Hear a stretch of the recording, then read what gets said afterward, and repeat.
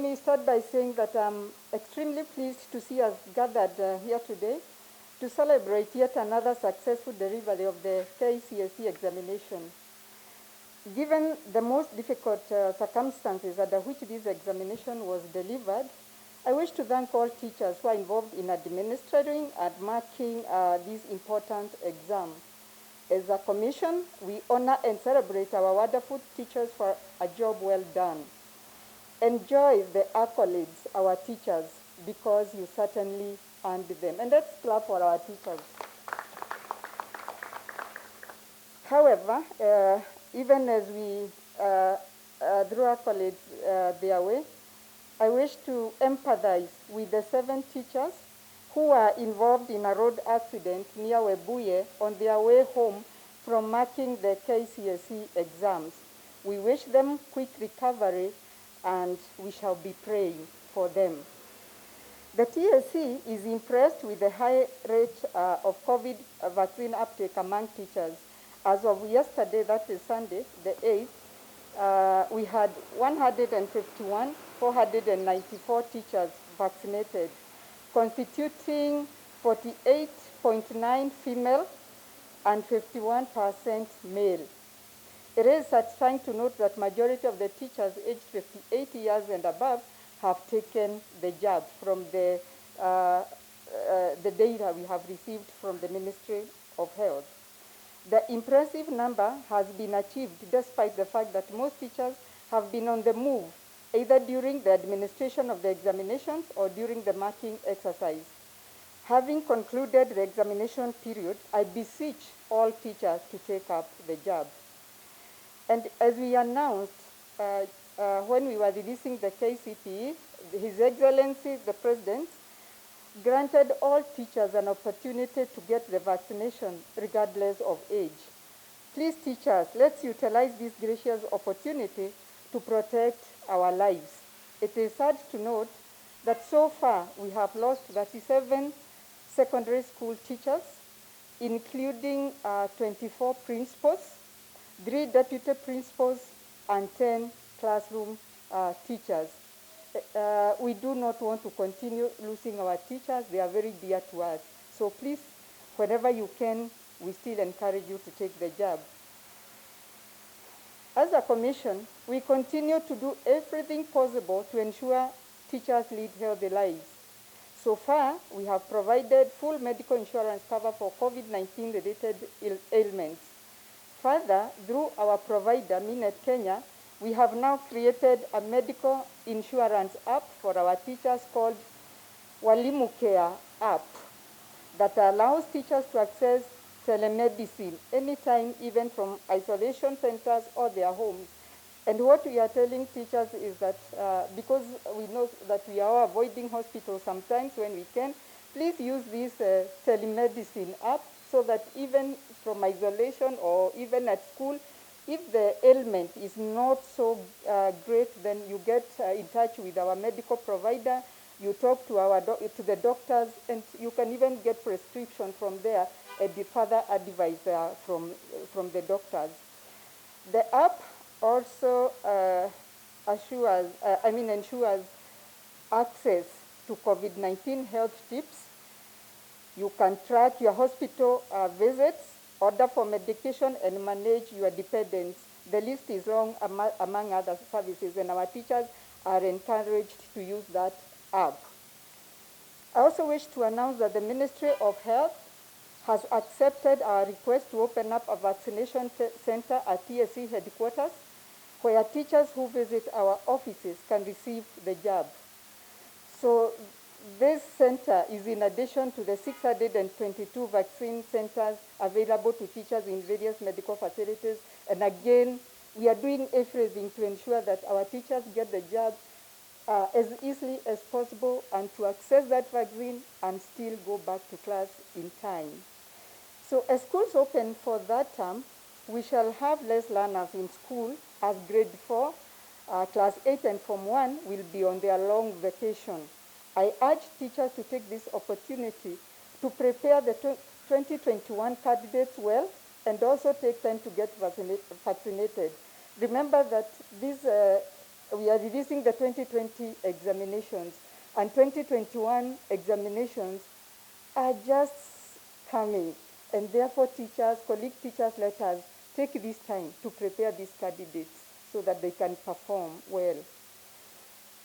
During the administration of this exam, a number of cases were reported to NEC alleging that some teachers contracted either as center managers, supervisors, or invigilators were involved in an unethical behavior of opening examination papers as soon as they were released from the containers. Such teachers, it was reported, would screenshot examination questions using their cell phones before disseminating them either to candidates directly or to people hired to answer the questions on behalf of the candidates. We are very disappointed by these reports, especially when they involve professional teachers. Teaching is a noble profession, and we should uphold the ethics of this profession. In one case, it was alleged that a school principal screenshot questions, disseminated, and even went ahead to post them on her WhatsApp profile. Really unthinkable that one can even put these things on the profile. In yet another case, a senior teacher's cell phone containing screenshots of questions of a paper was recovered as the cell phone was being transported to a candidate who was sitting the examination at a hospital. We have also been notified by NEC of a teacher who posed as an examiner and accessed an examination center. He has since been found guilty by court and jailed. And while he is not an employee of the commission, he is a registered teacher. We have therefore put in place mechanisms to subject him to a disciplinary process with an intention of removing him from the register of teachers. And as a commission, we shall wait for NEC to give us any other evidence that they may have in regard to unprofessional behavior on the part of our teachers, which is actually very regrettable.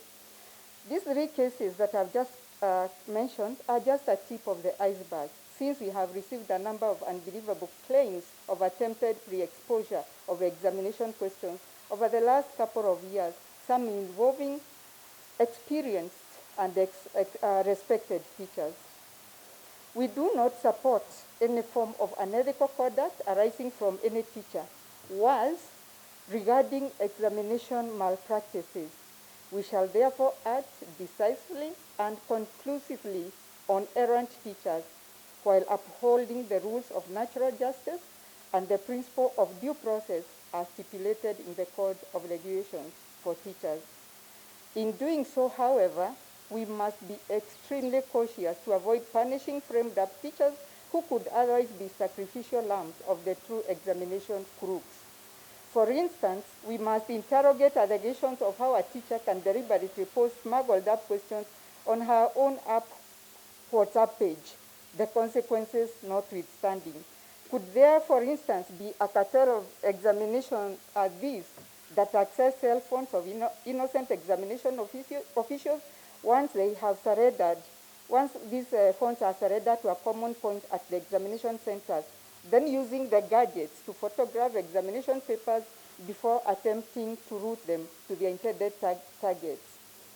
This inexplicable scenario has forced the TSC back to the drawing board to devise ways of accurately identifying the examination crooks beyond reasonable doubt.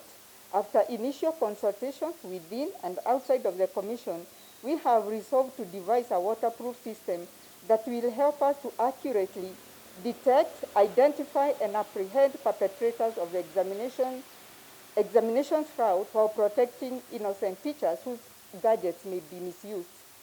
We think this will be possible if investigators can examine and conduct a forensic analysis of fingerprints of the people who tamper with examination materials right from when they are released from the containers. To this end, we have resolved to launch a transparent process of biometric enrollment and validation of teachers in all public schools. This will entail enlisting their fingerprints, which can then allow for forensic and intelligence-led investigations in the cases where examination papers are tampered with and where cell phones and other gadgets are used to commit examination malpractices. The use of biometric validation will assist in vindicating innocent teachers from being blamed for offenses they did not commit. We are at the tail end of finalizing our consultations with the Office of the Data Commissioner on the rollout of the biometric capture of all teachers. In future, all teachers joining the TSC will undergo the biometric enrollment before they enter our payroll. And this is doing what every other organization is doing. When you go to the bank, you just use your fingerprints and everything, because we do not want our teachers to be accused of what they have not committed, but we will punish those ones who also are involved in the malpractices. In conclusion, I want to say that, as always, the TSC will reward those teachers that NEC will give names who have performed exemplary well and improved in their performance, and we shall recognize them. But let me conclude my remarks now by thanking the multi-agency team that is behind the success that we are celebrating today. I can't forget our foot soldiers in the process, field officers of the Ministry of Education, TSC, and the security personnel under the Ministry of Interior. I wish to congratulate all the 2020 KCSE candidates and wish them well in their endeavors. God bless Kenya.